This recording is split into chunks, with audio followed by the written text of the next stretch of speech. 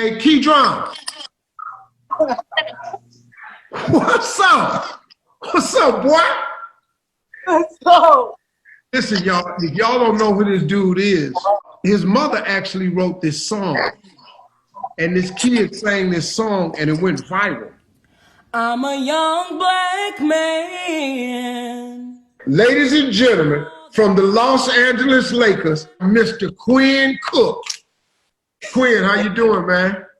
I'm blessed. I'm blessed, Steve. Thanks for having me. So, see, man, when you say you have big dreams, I want everybody to listen to me on this, man. That's where it all starts. That's where it all starts. It starts with a big dream.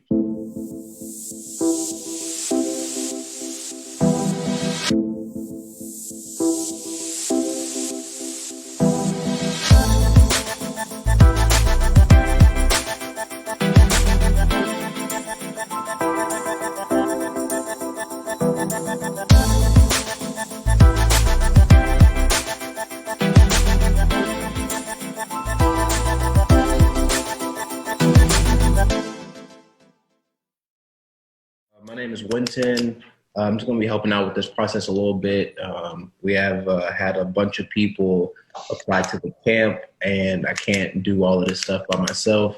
So I'm going to close this door real quick, and then we can get started. I'm going to just bring somebody else in to kind of help me with this interview process, and then we can get going. Sound good? All right, cool. Keyshawn, you're on mute, and Jaquil, you're on mute too. All right, I'm sorry. Right. Y'all hear me now?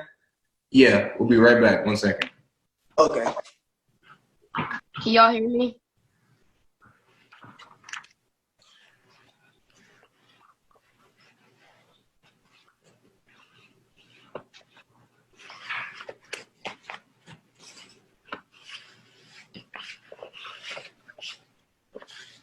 My shirt is wrinkled. I'm trying to press it. Trying to press my shirt so it don't look wrinkled. Got it. Ready? 1, 2, 3. Keep it pimping. All right, let's go. 1, 2, 3. Hey, Mom. Keep it pimping. All day. Shirt on, fresh press. Steve Harvey, building man. Yeah, what's up, fellas? What's up, man? How you doing? Yeah. Hi. Which one of you is Jaquil? I'm right here. Hi. Okay, I got you, Jaquil. Where's Keyshawn? I'm right here. How you doing? Oh man, nice hair. Boy, I wish I had, that hair. I used to have hair like that, man. Started, you know. I put a perm in it one time and it just kind of fell out after that. Hey, what's up, Taj? Hi. All right. That's great. All right, fellas, how y'all doing today? I'm doing good. Hey man, let me tell you what, I like doing this, man. I enjoy talking to young men with dreams and visions. I like talking to young men. I kind of like talking to young men that's struggling because I struggle myself. And so by the grace of God, I was able to get some things figured out. A lot of people taught me a lot of things about my mental state. And if you can change your mental state, you can change your outcome. If you change your attitude, you change your altitude. So what I had to do as a young man, I started around 12 working on this. I started having these dreams and visions of what I really wanted to be, man. And I was deep in the hood. We was poor. You know, we didn't have nothing. And I just didn't. And when I told people my dream and vision of being a TV star, man, they laughed me out the building. They said, man, you can't be on TV, you black. Man, you can't be on TV, we poor. Man, you can't be on TV, we live in the hood. Man, you can't be on TV, you don't know nobody on TV. Who you know on TV? I don't know. Who in this school ever been on TV? I don't know. Who in this neighborhood ever been on TV? I don't know. Which one of your relatives been on TV? I don't know, but I'm gonna be on TV. And I just believed it with everything in me, man. And so by the grace of God, through that faith, and we'll talk about that a little bit today, I just stayed with it. I kept them visions and dreams, man. Everything starts with a vision and a dream. All that stuff that's going on in y'all's heads, man, I want to hear a little bit about it today. But all that stuff that's going on, man, it's like, it's a seed that's planted in your mind. You have this seed that's planted that you want to grow and you don't know how to grow it. I'm going to tell you how to do that today. And so we're going to give you some real answers, man. So maybe today we'll help you out. Let me start with Jaquil. Jaquil, how you doing, man? I'm doing amazing. How are you? See, I like that. I like that. Amazing. And you know what? Me too. I'm doing amazing. I ain't got corona. I'm still healthy. I stay in the house. I ain't been nowhere. I'm social distancing. I'm washing my hands. I don't talk to nobody. So I'm good, man. Yeah. How old are you, Jaquil? I'm 12 years old. 12 years old. I was surprised, man, because I was hearing about you. You live in Chicago? Yeah, I live in Chicago. You're trying to help homeless people up there. Is that true? Yeah, so I have an organization called Project I Am. I build awareness to homelessness, providing blessing bags that are full of toiletry items like soap, tissues, socks, hand sanitizer. Also, I started using masks and gloves since Corona is happening. I started incorporating masks and gloves in my blessing bags, and I'm mainly putting hand sanitizer in there now. What made you start doing that, though? So when I was 5 years old, I went to go feed the homeless with my aunt and my cousins. I saw how they lived, how they ate, how they slept. And I really didn't understand because at 5 years old, I thought everybody had homes. So I went home and asked my parents if I can give them all houses. And we couldn't do that. Wait. You wanted to give all the homeless people houses? Yeah, I didn't really understand. I was 5 years old, so I was like crazy. So we had like a little talk, and we talked about the different things that we have on a daily basis that they don't have. And we decided to come up with blessing bags. Wow. It's pretty slick, man. So, like, if you could, what do you ultimately want to do with this? I mean, what's your goal and dream for this foundation or this project that you're working on? What would you like to see happen? I know it sounds really big. It's a huge goal, but I really want to demolish homelessness. I know it sounds crazy because there's like so many homeless people in the world, but what's the result of me doing this organization if I'm only giving them a blessing bag? What are they going to do after that? They're still on the street. But what I do with my organization, I hopefully with the blessing bag give them hope to get back on their feet. So I want to start doing something that I can actually help them with to get them out of the street. So what I'm doing is tiny homes. That's something that I really want to do. I was going to do it this year or next year. I was planning on starting that. But since Corona happened, that got kind of like postponed. So But, when you say tiny homes, what do you mean by that? Like the ones I see on TV? I mean, maybe. I don't know what you watch, but tiny homes is basically like a tiny house for people who are living on the streets. Mm-hmm. So I think it started in Detroit, so I really want to be a part of that movement because it will really help demolish this issue.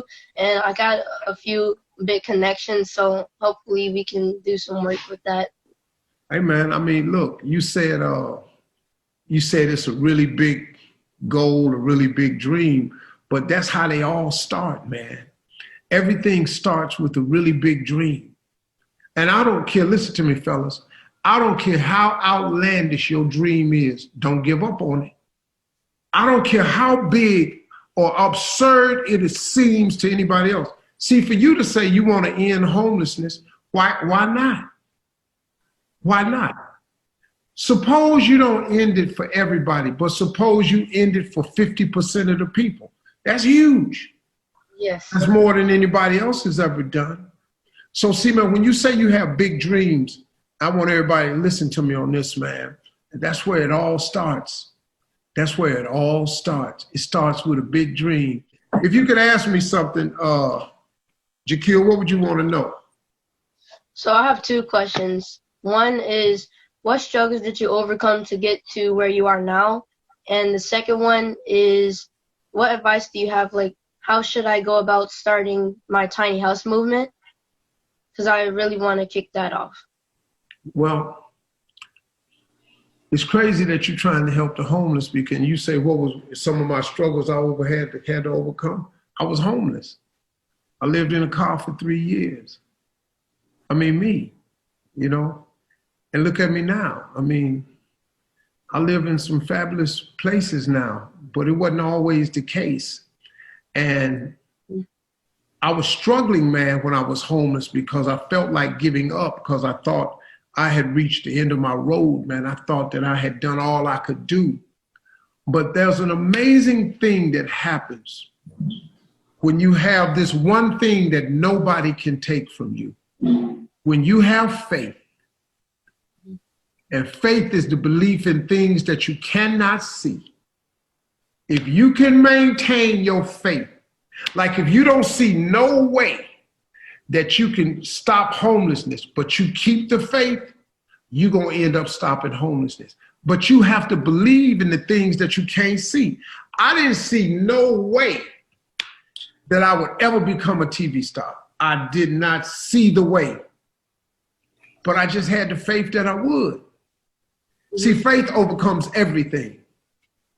I used to sell a t-shirt that said, faith don't make it easy. Faith makes it possible. And so, man, faith in building these tiny homes, and faith in curing homelessness, faith in being a TV star, faith in making the football team, faith in playing in the NFL, faith in being a musician. Oh, what happened to Barack Obama? What did he say to himself that would make him think he could be the first black president of the United States? You know what it was? Faith. Because when he told it to everybody, they said, ain't no way. You got to be crazy. Hell, when he first told me, I said, well, hey, dog, I'll vote for you, but really, I don't really see America voting for no black dude president, not in my lifetime. Matter of fact, I was convinced in Steve Harvey's lifetime that I would die before I saw a black man the president of this country. I was convinced. But Barack Obama was convinced of something else. And as he started campaigning, his faith made believers out of a lot of us. And so we started pushing harder. We started helping him raise money. We started pressing people to get out to vote. And guess what? Barack Obama did something that was unthinkable. Unthinkable, man. So fellas, faith, man, overcomes everything. I don't care how funky it is for you right now. I don't care how difficult your situation is right now. Your situation not always gonna be like it is today. It's not. It's going to change. Everything. Name me one thing that don't change. Nothing. The word of God is the only thing that stays the exact same way all through the course of time. It's the only thing. Everything else changed. The Grand Canyon changed. You know, the moon changed positions. The wind blow different every day. Sometimes you get crops. Sometimes you don't. Sometimes you get a pandemic. Sometimes you don't. Everything else changes, man. Keep the faith, brothers, because that's the key, man. Those dreams you having, those dreams come true. They really do, man. They come true all the time. Little black dudes like you can turn yourself into something with some faith. All you have to do is start with one tiny house. Just one. See, remember this, inch by inch, anything's a cinch. You want to stop homelessness for everybody. That's your eventual goal. But let's just start with one person. Let's make one person not homeless no more. Just one. So what we're going to do, man, is we're going to think of something. We're going to come up with a way, hang tight, and we're going to see what we can think of so we can get one tiny house built. Let's get one family off the street, just one. Now, once you get one, guess what you got to do? All you got to do is just go get one more. Mm-hmm. Then, after you got them two families off the street, I hate to throw you into something, but all you got to do is just get one more. Inch by inch, anything's a cinch. If you keep getting one family off the street, Pretty soon, everybody off the street, partner, it's just one. But see, what people do is they sit in their house and they try to think, man, how can I build 10,000 of these tiny homes? And it becomes too daunting, and then they give up. So first thing we're gonna do, we're gonna start with one, and we're gonna help you. So just sit tight. Let me talk to you next. Where's Keyshawn? Big hair. I'm right here. What's up, pretty? How you doing? I'm good. Hey man, let me ask you a question. How long do it take to comb your hair in the morning? Honestly, my hair, it don't take that long for real. It only take like a good 10 minutes. 10 minutes? When it's wet, I just comb it. I likes that, man. I'm blessed, thank you. My stepmother and my dad, they don't like it, but my mom loves it. Hey man, let me tell you something. I had a big afro when I was in school. My father hated it, man. I used to wear bell bottoms in school. My father hated them bell bottoms. Boy, why you wearing them pants with them big legs on it at the bottom? Get you some man pants. It's okay. You know, it's a lot of stuff young people do right now that older people don't really agree with. You know, I'm older now. There's some stuff my kids do I don't agree with, but it's their life, so live your life, man. If I had some more hair, I'd probably grow it like that too. Thank you. All I got is a mustache now. I ain't got no facial hair. I'm wishing for something now. I don't got none yet. Oh, it's coming. Don't worry, it's coming. Hey, so tell me a little bit about yourself, man. I'm 15. I'm from Maryland. I like to play basketball. I can draw. It's a lot of stuff. Me and my dad I'm pretty good at drawing. I don't do it that much. Okay. Well, what about this basketball thing? I ain't the best, but I'm not the worst. I work hard though. I always really hard though. I'm trying to get there. That's my dream. You ain't got to be the best, or you got to be one of the best. See, I wasn't the greatest stand-up ever come out the game, but I was one of them though. I was one of them. See, I didn't, because comedy is subjectional. Some people laugh at some people don't laugh at other people. I just wanted to be one of the great stand-ups. And when I was doing it, man, I was pretty good. I wasn't the greatest. I never thought I was the greatest, but I was one of them. When I looked at my career and I looked at all the tickets I had sold and the concert venues I had sold out and the basketball arenas I had filled up, even after the Kings of Comedy, yeah, I was all right. So I believe one of them, huh? I believe you. You the man. Nasty. You don't understand who you talking with over here. I can go in there and bust them up. Now with some cussing going on, but you understand, I don't cuss as much as I used to. Well, yes, I do. Yeah, I tried to. Nah, I cuss. I'm still cussing. Yeah. I tried to quit cussing one time, but I stopped cussing for 4 days one time, and I ended up with severe headaches. And so you gotta let it out. Yeah, I went on back to cussing and immediately felt better. I said, So let me ask you a little bit about yourself, man. What's your family structure like? Me, my mom and my dad, they separated, but my dad's in my life. We're close, and I'm glad that he found the lady because my stepmother, they're not married, but they've been together for a long time. So I'm glad he found somebody like that because they take care of me. They take care of me. Man. See, that's and let me tell you something, man, that's pretty big of you to say that, because adults, sometimes you got to get it wrong to get it right. You got to find happiness for yourself. But your mother and father, your biological mother and your biological father came together for one divine purpose, to create you. And you here. And that was God's intent. So what's your question for me, man? Talk to me. Oh, my question for you is, I guess it would be a personal question for me. So I'm pretty good at school, right? That comes easy to me. But basketball is a little bit harder. I'm not the worst player, but I'm not the best player. And I'm trying to be a professional basketball player one day. So my question for you would be, was there anything that you wanted very badly, but it just didn't come easy to you? And what did you do to obtain it? Oh, yeah, man. My life's dreams. All all of the things I've ever wanted in my life have been difficult to accomplish.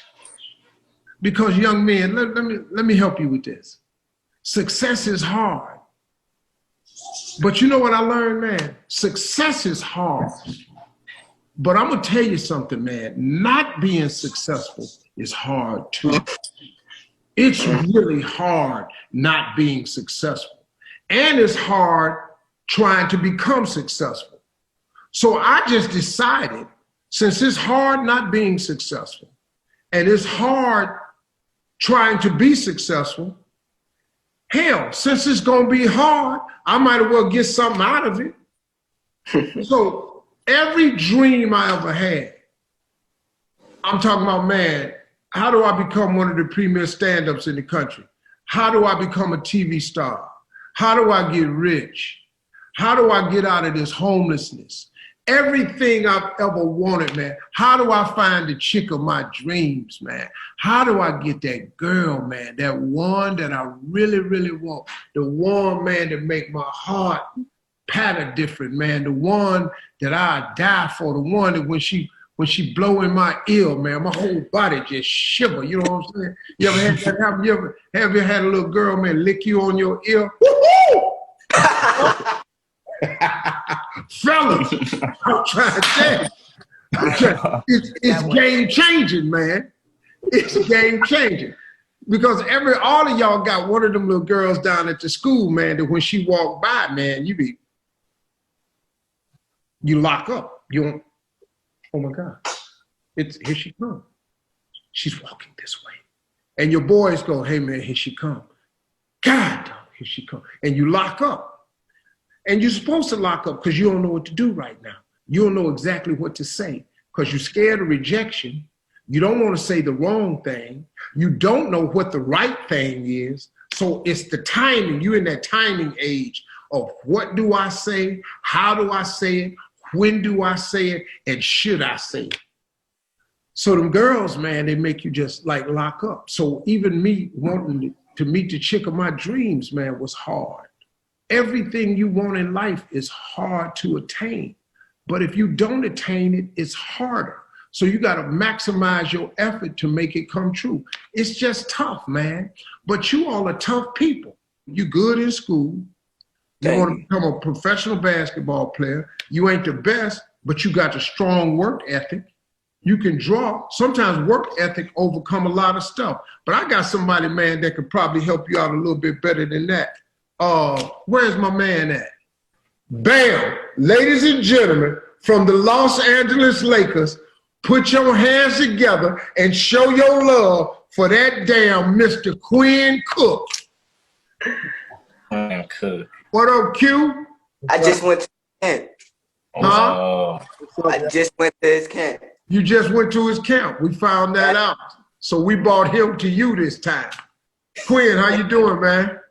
I'm blessed. I'm blessed, Steve. Thanks for having me. This is a dream. This is an all-time dream of mine, just to give back and speak to you. My dad's been bragging about you to my family forever. Y'all went to the same high school. Y'all tar blooders. So for me to be on this platform to give back, it's an honor, man. Yeah, your father was a member of Omega Psi Phi fraternity. Yes, sir. Yeah. Yes, sir. Yeah.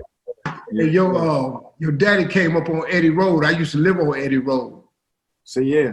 Y'all see, that's what I grew up on. He used to brag about that my whole life. So dog, you don't understand. You don't understand. And let me tell you something, man. Your old man, he bad boy. First of all, you can't come up on St. Clair and not be tough. That's for starters. Right. Secondly, you cannot pledge Omega Psi Phi unless you are born a certain way. Facts. They have other groups you can go get in. Yeah. But men of Omega Psi Phi are born at birth. They are made. And your daddy got pressed up hard, man, at Glenville. Ooh, man, your daddy. and hey, man, your father, man, I just heard a lot of great things, man, about him. So I want to say it's a pleasure meeting you, young soldier. Vice versa. Yeah. Thank you so much. Hey, man, so Keyshawn, you went to Quinn Cook's basketball camp, huh? Yes, this summer, last time he had it. Did you get a chance to meet him? I got a chance to meet him, take a picture with him and everything. Okay, well, here we go. So I got a man, you're a basketball player. I got a man that's playing at the highest level. I mean, this is it, man. I mean, the NBA is it. There ain't no more. So he can probably help with your question. Quinn, his question was, well, go ahead and ask him the question, Keyshawn. So my question for you is, like, was there anything in your life that you wanted very badly, but it just didn't come easy to you? And what did you do to obtain it? Yeah, great question. I see your hair's getting even more crazier. I see your hair getting crazy. Hey man, why you got your cap on? What happened? What's going on with yours? I got it braided. I got it braided. So I'm going through some stuff, staying in the house. I'm still social distancing, so I'm just trying some new stuff. But to answer your question, you know my testimony. I spoke to you guys during my camp, and I got to interact with each and every camper that was there, which was the best part for me. But for me, it was making the NBA. When I was younger, I was always the smallest. I was always the tiniest, and I could only dribble. You know, when I was growing up, AI was at the top of the league, and they used to have a and one video, so I could only dribble. But I knew I would never really get picked like that. So for me, just fall in love with the NBA, I always told myself I'm gonna make it. And everybody would tell me you're too small. You'll never play at this place. You'll never play at that place. And I just kept pushing. I would write down, things that, I wanted to do in my life. And at the top, it was always make the NBA. And as I got older, I got better, became All-American and in high school and college. And I've always been the guy. But, after winning the national championship in college and being All-American in the same year, I didn't get drafted. So for me, it was like, it was cool to play high school basketball. It was cool to play college. But my dream was to make the NBA. Like, that's all I wanted. I didn't care if I didn't play none of that stuff. I just wanted to play in the NBA. And it didn't start off the way I wanted it to. I didn't get drafted. And I had to go, through the D League where, you make no money. You playing in front of 30 fans. And, I went from playing at Duke at the highest level, playing in front of millions of people every night, to playing in front of 20 people. And you're playing on Facebook Live. And it was a humbling experience, but it really questioned if I really wanted to pursue being in the NBA. And, I stuck through it. I stuck with it. And I always, was ready when my opportunity came. But I'm still fighting it to this day. And I'm still, want to, become an all-star. I want to become, a max player. I want to become a legendary player. But making the NBA was always my dream. And not just making it, staying in the NBA and having a great career. So the stuff that I was sharing with you guys in my camp, the stuff that Steve is sharing with you now, we're still applying it to our lives. So, I think that was a great question, and you got to just keep going. Thank you. Let me ask you this question, man. You say, how long would you say you've had this dream of playing in the NBA? When you think it started for you? For me, it started when I was at least 4 years old. I remember watching in 97, watching game one of the NBA Finals, Bulls versus the Jazz. And I remember Michael Jordan hitting the game winner, left pull-up, left elbow, and Byron Russell's face. And I remember that was it.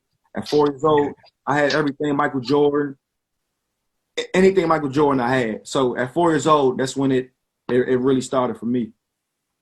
Man, so the reason I asked you that question is because, see, these guys, they 12, 15, 16, and they have these dreams, they have these ideas in their head. And when you talk, man, it lets them see, for everybody that's successful, it starts with this dream. It starts with this vision that you have that ain't nobody buying into but you. Yeah. They told you, Quinn, you was too small. Yeah. They told you all you can do is dribble. He playing in the league now. See, fellas, you got to block out them haters, man. You got to block out them naysayers. Them naysayers, man, they used to tell me, hey, Steve, 1 in every 20,000 comedians will make it to the Tonight Show and become successful. Okay. So how you figure, you did say one, didn't you? Why not just be the one? See, y'all keep talking about it's impossible, but as long as there's a possibility, I don't worry about the probability. Skip the 1 in 20,000, skip the 19,999 others. All I got to do is get on the Tonight Show. And let me tell you something, man, I never made it to the Tonight Show until Jay Leno was the host. But I was already Kings of Comedy in there. I'd already made it. So I didn't pay attention to statistics, man. And a guy like Quinn that comes on, man, and has this story, man, and you come from a man, I can't even tell you the stock you made from your father, man. Whew. See, when you come out of Glenville, man, come out of St. Clair, Eddie Road, there ain't no chumps. Yeah. There just ain't none. Right. It's impossible. Right. And then your father pledged sci-fi, and then, man, I'm talking about your daddy was like 79 at Howard. Yep. Ooh. I can't even tell you what was going on back then. Your father was pressed for show, man. He come from good stock. And all three of you young men on this call, you cut from the same thing. You know how I know? Because you want something. As long as you want something, you got what it takes. Because think of some of your peers, man. Some of them, they don't even want nothing. They don't even know nothing. So you can't even tell them your dreams and visions because they're looking at you like you crazy. So that's what I appreciate it. Hey, Quinn, hang on for me, okay? Sure. Y'all sit tight. Hey, let me go and meet my next gentleman. Taj, how you doing, man? I'm doing good. How about you? All right, you 16 years old? Yes. All right, tell me a little bit about yourself, Taj. My name is Taj. I'm a four-sport athlete with Projects of Chicago. Since becoming a part of Projects of Chicago, I've been able to have a safe outlet with my friends and socialize with others. And I want to further my career in criminal justice and business management to help our society out. Oh, okay. So you play 4 sports? What you play? Yes. I play football, baseball, basketball, and I also wrestle. Wrestle? Yes, sir. I can't stand nobody grabbing me, man. You grab me, man. You got to get your hands off me, man. You can't grab me, partner. I'm sorry. I'm grab me, I'm punching you in your eye. I'm going to bite you or something. I can't take that. That's wrestling. Because I was real skinny as a kid. I couldn't wrestle, man. How your grades in school, man? I'm really good in school. I'm an AV student. Really? Yes, sir. What's your favorite basketball team? The Lakers. Sorry, Glenn. You're saying that, are you? Nah, I'm not just saying it. Yeah.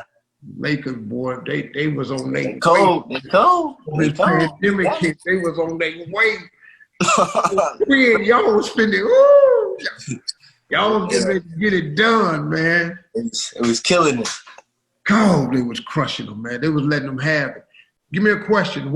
Give me something you'd like to ask me. If I had to ask you a question, I would say, like, what are the struggles that you had to deal with when your dad wasn't around? Like, was your dad ever around? Because, like, I never had a father figure. I always wanted to have a father figure. Like, I look around, I look at my friends, their fathers at their games. Their dad's always on the sidelines helping them out, coaching them. Or even when there's not a game, they're at the practice, working with them after practice. I never had that. And I was like, man, maybe I'll be better than what I am. Maybe I'll be better at what I am than I am now if I had a dad and a father figure around me. Well, listen, man. I had my dad until I was 43. I'm sorry to hear it. When my dad passed, man, it was the second worst day of my life. My worst day of my life was when my mother passed. I didn't know what I was gonna do, man. I didn't think I was gonna make it, to be honest with you. That was the worst week of my life. My father passing is why I have this mentoring program. Because when my father passed, I was looking at him in that casket, man, And I was tripping because I said, man, this is the greatest man I've ever known. And I realized that if it was not for that man, there's no way I would be who I am today. Right. Now, this was 20 years ago. My daddy died 20 years ago. And I knew right then, without him, there was no Steve Harvey you see today, because he kept me locked in, you know, even when I got off track. But it also caused me to create this mentoring program, because I was sitting there saying to myself, just like this question you got, Taj, what happens to the young man that don't have a father? How does he get through life without this dude here? And that's why I formed the mentoring program to provide father figures for boys who are fatherless, to provide male role models for young men who don't have any. And so I can help you get that in your life, because it is an important thing. It doesn't have to be a father, you know. It can just be a mentor, a big brother figure, an uncle figure. You know, I've become a lot of young men who don't have my last name. I've become their uncle. Hey, you know, a lot of celebrities call me Unc. You know, they call me all the time. Hey, Unc, man, I need to talk with you, man. Because they know I'm solid. You know, you can, look, man, everybody got their share of haters. If you're doing anything and accomplishing anything or wanting to be something or doing something somebody else in it, you're going to have haters. So I got mine, but they don't matter. Right. Man, let me tell you something. I've had so many haters counted me out. You know how many people counted me out when I was homeless, counted me out when I lost a show here or I lost a show there, and they put it all over the blogs, and Steve Harvey lost his show and he lost that show and they counted me out. You know what I found out about people that counted me out? They can't count. They can't count, pimp. That's all. Your ass don't know how to count. Because I'm still here, still balling, still knocking them down, still doing shows, still being relevant. Right. I learned a lot of this from my father, but my mentoring camp, Taj, puts people together. You know, it gives a young man a phone number. It gives a young man somebody that he can call when he had them moments in his mind where he's trying to figure out what he could do. Because if a young man does not have a role model, a young man without a role model is like an explorer without a map. You can't figure manhood out by yourself. And you don't have to have a father to do that. You do have to have a male role model. So we can help you with that, man. And I want you all to understand something. All of these tough times that you're experiencing right now, they build character. All of this stuff is what's going to make you great. See, these tough times you're having, these moments of doubt that you're trying to fight through, and you're obviously fighting through. So look here. Okay, you don't have a dad in your life, Taj, but let me tell you something about yourself, though. This is what I know about you, and I just found out. You play 4 sports. You got to be a good student to play 4 sports, because you can't have a bad session, because 4 sports is all year long. So obviously your grades is good. So you figured that out. You've managed to get to the game without your dad. Right. Man, and you keep showing up. You know why? Because you got character. You got character, man. See, Taj, you actually have what it takes to be great, because you're forging through without even having your dad at the game like the rest of the boys. But you still on the team. Hello? Right. You still hitting them. On varsity, you getting base hits. You still shooting threes. You understand? You still pinning people on that mat. You still scoring, or you stopping somebody from scoring. You doing something. Right. So it's something in you, man, that's working. Because here's a part you have to understand, Taj. Let me show you this right. You are not a mistake. Your mother and father got together because God put them together. And God put them 2 people together because he needed to create you. That was the purpose of your dad, was to create you. Right. My father's job with my mother was to create me. Little did I know he would leave me. Little did Quinn know his father would pass away on him too. We ain't know none of this here. But look here, we still here. Right. And you, above all else, you still here. So you have exactly what it takes to be successful, man. You should hold your head up. And I got a solution for you. As a matter of fact, I got a solution for all of y'all.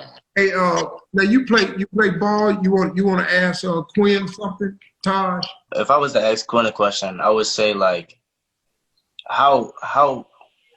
Yeah, I can't. I don't even know. Nah, man, it's cool. See, listen, that's what we. Hey, look, man, we here for tough questions. Yes, See, sir. look, man, you got to get all this out. If you got a chance, because let me tell you something, Taj. The reason I want you to get out and ask the question is because, see, I didn't have no Steve Harvey when I was growing up. Right. I didn't have nobody that had gone through up the rough side of the mountain and accomplished their dreams and was a millionaire and was famous. And I could directly ask a question to him. How did you get famous? How did you get rich? How did you win? How did you come from nothing to something? I ain't had nobody ask that to. Right. You play basketball, and just like Keyshawn played basketball, and you got an NBA player sitting right here. And you got two men on here that done lost their fathers, and you ain't got yours. Now, if you got a coach's son, this would be a fine time for you to go on and get it out. I would ask you, who inspired you, and how did they inspire you? What made you the man? Who made you the man that you are today? Yeah, my father. My father's been my inspiration my entire life. And for you, crying out for a male role model, that touches me in a different way, because that's my whole mission in life, is to give kids who are searching for big brothers, searching for uncles. Like, I have so many uncles as well, if it was coaches or just mentors, pastors, anybody who I can just go call, because at the end of the day, growing up as young Black men in America today, we need that strong male role model in our life. So when you ask a question like that, that's been my whole life. And to this day, my dad died 12 years ago. There's not a day that goes by that I don't hurt from that. So at the end of the day, like Steve said, you're still doing stuff that kids at your age couldn't dream of, playing for sports, being a guy who has pride in being an A and B student. I was a terrible student. Keyshawn, I'll tell him all the time in my camp, I was a terrible student. You're an A and B student without that role model. So you're doing a beautiful job, a great job, and once you get that mentor, once you get that, go-to guy that you can just go harp to and just release whatever you're going through, everything take another step in your life. So this is beautiful that you're a part of this, man, and I'm just blessed to have meeting all you guys on this call. Yeah, I appreciate that, man. And one last thing, Taj. See, we're gonna help you get the role model you need. That's all my foundation is about. Is matching up young men with grown men, matching up boys with big brothers.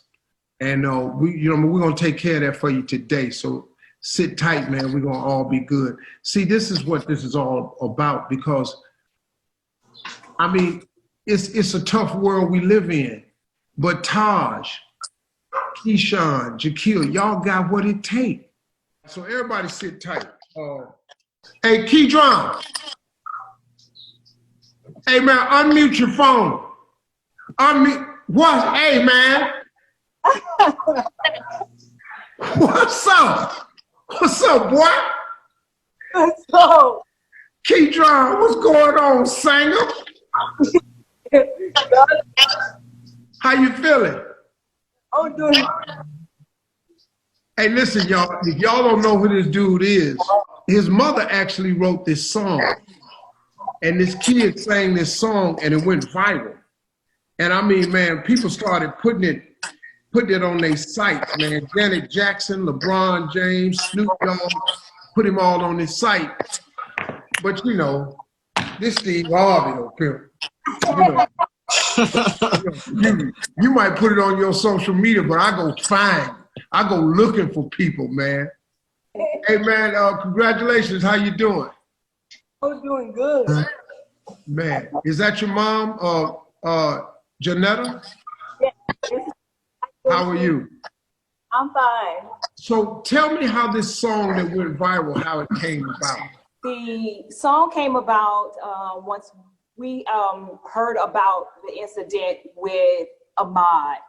It really hit home with us because Keedron ran track for his school, and we would send Keedron to go train. He would run blocks over.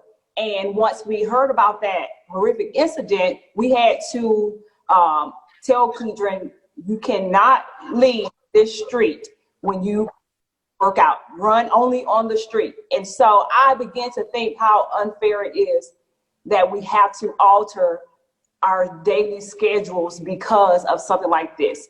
And then when I heard about Mr. Floyd, and the most crushing part, well, all of it was crushing, but it was very devastating as a Black mom when he called for his mom.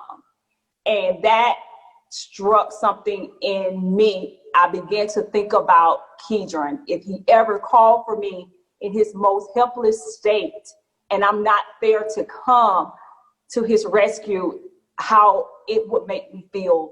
And so I began to pray, and God gave me these words. And I told Keedron, I said, I want you to take these lyrics and I want you to go in your room and I want you to allow them to minister to you. And so that's how the song came about. He came down, he's like, Mom, I'm ready. I'm feeling it. And we videoed it and we posted it. I'm a young Black man doing all that I can to stand. Oh, but when I look around and I see what's being done to my kind, every day I'm being hunted as prey. My people don't want no trouble. We've had enough struggle. I just wanna live. God protect me. I just wanna live. I just wanna live. We can go out and enjoy life and live like everybody else can without having fear of something's gonna happen to us. So I felt really powerful about that, that I got to sing that song. That was the perfect time to post that because all this is happening right now. Well, I tell you what, I saw it everywhere, man. I just saw it everywhere, and I fell in love with it, man. And I thought because it spoke to this generation of young Black boys that are growing up with the thought in their mind that this could be them, and how unfair it is. And because see, I'm at an age where I've seen this happen 1,000 times, but there was no social media. So when social media came out and they started filming this stuff, I said to myself, oh my God, now they'll see what we all been knowing in the hood been happening for years, that some of these police officers, not all of them, but some bad police officers have been mishandling and mistreating black men like this for years. And now we're gonna get to the root of the problem. And then I got suddenly surprised again, because even after they see the videos, these police officers was still going home and still working and still eating and still having jobs. And I went, whoa, wait a minute. Y'all didn't see the video? We showed it to you. That was Rodney King. He got beat. They choked a man out for selling cigarettes. No, Did you see the video? They shot the man 8 times in the back, running from the police. He was running. The black young community now is angry. And Martin Luther King said it best. He said, riots are the language of the unheard. And that's what happens, man. When people who are oppressed don't get heard, and you leave them no resort but to protest. And this is what happens. And there's a lot of anger in this protest because ain't nobody hearing.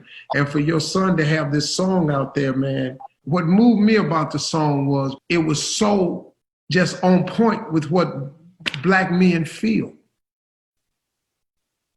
You know, I'm way older than everybody on this call. And that song moved me. Because, man, I've been feeling that way for the longest, man. I mean, what?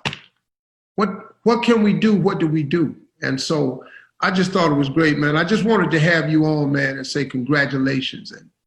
And kid, how old are you, Keidra? I'm 12 years old. 12? Yes, sir. You got good grades? Yes, sir. What's your plans, man? What do you hope to do with your life?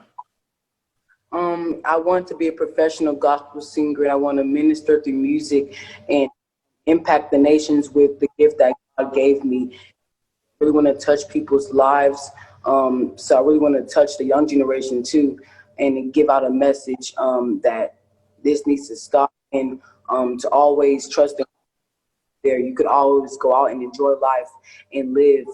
Yeah, you know, I mean, I'm hoping, like I have hoped so many thousands of times before, that this could be a turning point for this country.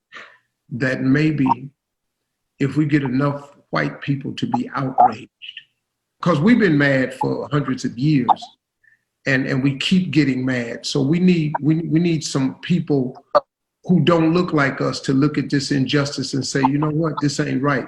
Because I say this oftentimes, slavery didn't end because black people got tired of being slaves. We were tired from the day one. The first boat trip, we were tired. But what aided us in getting rid of slavery was there were some well-meaning white people called abolitionists that said, you know what, this is wrong to do. And it helped speed up the process. Well, to stop killing these young black boys, we need white outrage. We need some well-meaning white people to get in there and start saying, you know, the same way they do for animals. You know, if they cared about us like they cared about snow leopards, that would be wonderful. But, you know, that's another story here. But anyway, I wanted to say congratulations to all of you. Now, hey, Quinn Cook, point guard for the Lakers, man. We got a couple of surprises for the boys today, so everybody pay attention and listen up. So, Quinn, what you got for them? Obviously, during this COVID-19, you know, a lot of things have stopped, and obviously, you know, the NBA has come to a halt. And when we resume, we don't know, you know, the certain protocol, if they allow fans and stuff like that, the large gatherings. But as soon as everything gets back to normal and fans can start coming and you know, we can start, you know, getting back to what we're used to, I want to invite all you guys to a Lakers game, so you can meet myself, you can meet all of my teammates, you could shoot with us, you could do whatever, you could put us on your Instagram, you could do whatever. And also, we can do it in LA when we come to Chicago, wherever. Any game, you know, we're going to make sure that you guys are there and you can meet all my teammates, myself. And also, my book is coming out, the cookbook, my 10 recipes to success, my motivational book that I've finished. And, you know, it's something that I live by. It's something that I grew up on. I grew up on, you know, children's books, and that's something that's kept me dreaming and kept my mind, you know, just alive, really. And I partnered with the company, and we've made it possible. And I want to get you guys a signed copy of my book and invite you all to a game. How does that sound?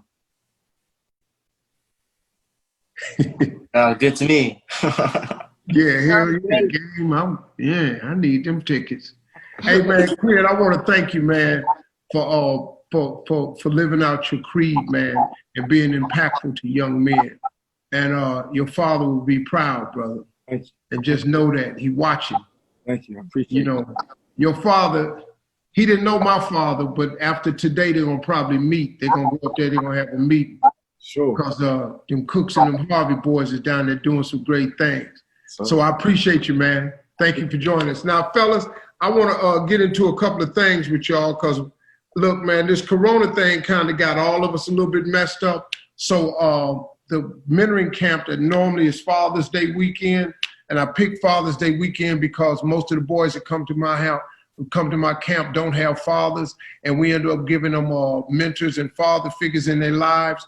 But I want all of you to come to my virtual mentoring camp this year. But in 2021, when things get back to normal, I'm flying each one of you young men down to Atlanta with your mom to come to my mentoring camp for boys. You've all been accepted. You're going to be a part of it.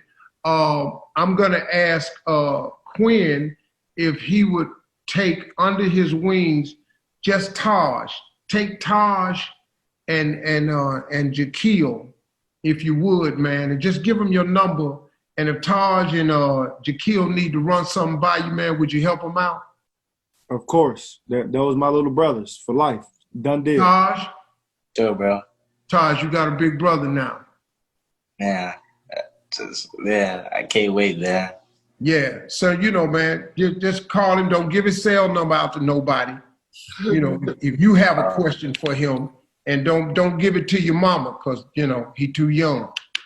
Just,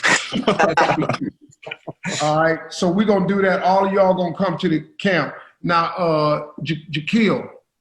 Yeah. What I want to do with you, man, I love what you're doing with your nonprofit project called I Am. I want to support you and all this good work that you're doing. So my foundation is going to give you a grant to your foundation to help the homeless. So the Stephen Marjorie Harvey Foundation going to give you a grant for $5,000 so you can get started and help pass out more of your bags and help the homeless in Chicago. And Stephen Marjorie Harvey Foundation are also going to help you with your first tiny home. Remember I said you got to start with one. So my foundation, we're going to help you build your first tiny home, and you're going to pick the family that you want to get off the street, okay? Thank you so much. All right, my man, we're going to do that for you now. Keyshawn. Yes. We're going to give you money for a haircut. I was just messing with you. I was just messing with you. You keep the hair, man. I like the hair. It's actually kind of fly. I'd rock it. If I had it right now, I'd be playing it. But this is what we're going to do, man. Is your mom there? Yes. You want me to bring her in here? Yeah. Hey, Mom. Come in here real quick, please. Mom, like, she's Mama. Mom. Like, come on, Mom. Come in here, Steve on the. Stop trying to get dressed. Come on. Mama, Steve on the computer. Come on. Hello. That's what I'm talking. Hey, Mama, what's going on? How are you? Good. What's your name, sister? Kimberly Allen. I'm Keyshawn's mom, my sweet Keyshawn. I know. That's why I asked you to come in here. So now listen to me. I know y'all been struggling a little bit because this pandemic, man, has got everybody a little bit messed up. So what we want to do with the foundation is, just to help you out just a little bit, we're going to cover your rent for a month. We're going to take care of your rent for a month. That'll help you out. And then we're going to give you and Keyshawn a $500, I'm going to give you, Keyshawn, a $500 gift card so you can get some new gifts. So if you go back to school, go back to school, you can be a little bit fresh. You know, hit them with them. Thank you. Move your hair out the way so the girls can see your eyes. So Thank you. I just wanted you all to know that we was thinking about you, man, during this tough time, and so we wanted to help you out a little bit. All right? Thank you. We appreciate you. Thank you so much. We truly appreciate you, Steve Harvey. Thank you. Thank you, sister. I'm just trying to do what God made me here to do. That's all.